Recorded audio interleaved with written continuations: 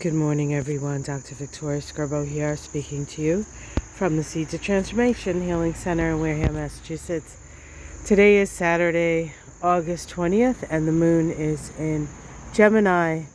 The moon makes a supportive sextile to both Venus and Jupiter today. So that sort of brings the theme of opening the lines of communication in our relationships. An expansion of that.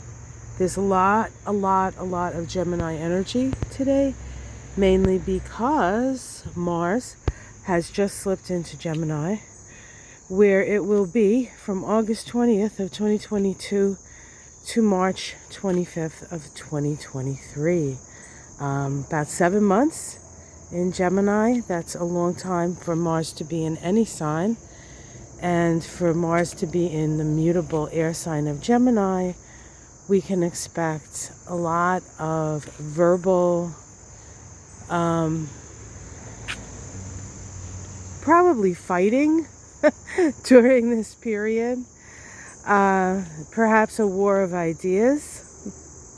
Not like anybody really is up for that, I don't think, unless some of those ideas are actually solutions to the problems that we have. And they can be. Why is Mars in Gemini for so long? It's because it has a retrograde period. Mars goes retrograde October 30th. Yes, that is just a few days before the 2020 midterm elections, which occurs on an eclipse, folks. And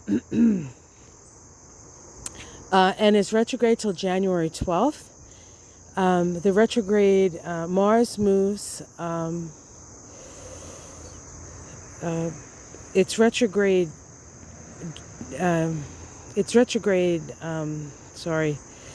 Degrees are 9 to 25 degrees. So what does that mean? It means that Mars is going to go over the degrees from 3 to 25, turn around, go backwards, back to 9, and then back over those degrees again. So if you have degrees in your chart between 9 and 25 degrees of Gemini, Mars will be activating those three times.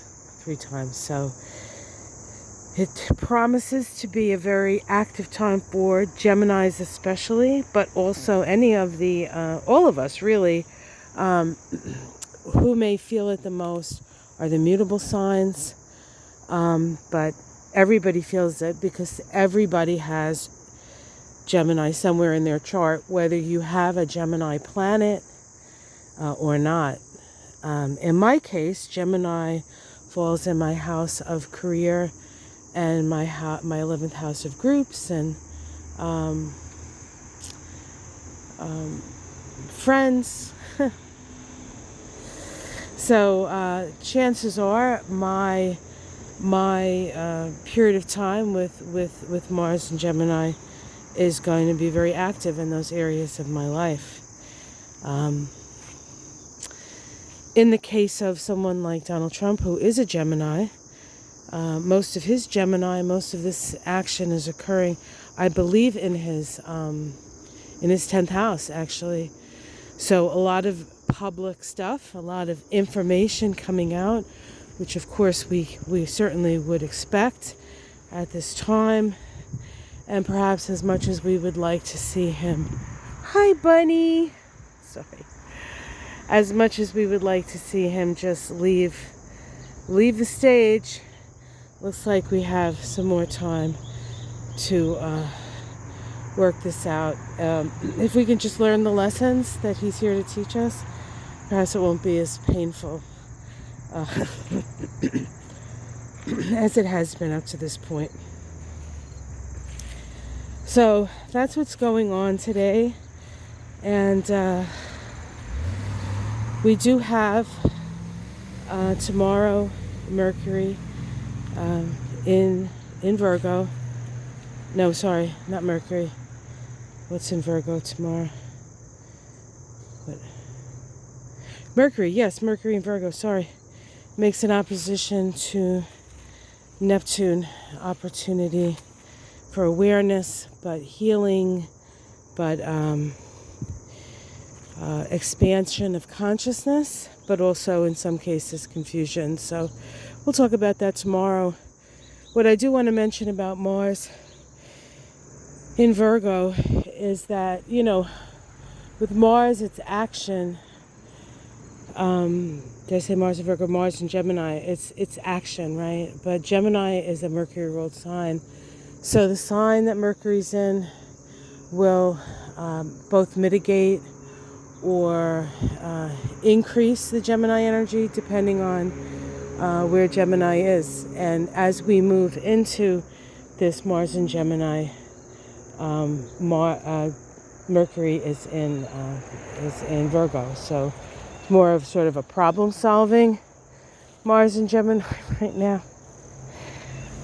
But of course, there will be retrograde periods of Mercury, which will affect the Mars moving through Gemini. And I will look at this more. We'll look at this. I'll do something for each of the signs for this because it is such a long period. And it's a good idea to have at least a general sense of the kind of issues perhaps that this is going to bring up for you. So, all right. So have yourself a wonderful day. Like and subscribe. Communications increase during this period. And it is a good time, especially when Mercury is direct. When Mars is direct for that exploration. But we will have plenty of time to rethink a lot of things, rethink a lot of actions, and hopefully the power of communication will help us to navigate these very dicey times we find ourselves in. All right, guys, have yourself a wonderful day. See you tomorrow. Keep your eyes peeled for the astrology of the week ahead. I'll get that out either later today or early tomorrow. And I am starting, for my Kabbalah students out there who have taken the beginner's class, we are continuing our studies. That is going to start in September. I will put a notice up in the community page. I'm also doing a beginner's astrology class. That will be Monday nights, 7 to 9. If anybody is interested in the basics of astrology in the way that sort of I see them and I teach them.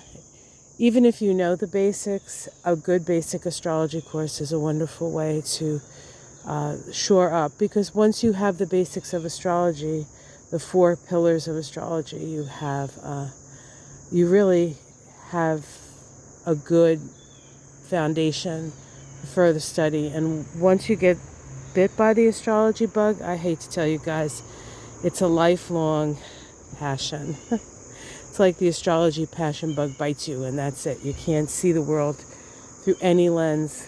You can see the world through many lenses, but an astrological one is usually right at the top there. So, all right, guys, have yourself a great weekend. I'll see you again tomorrow.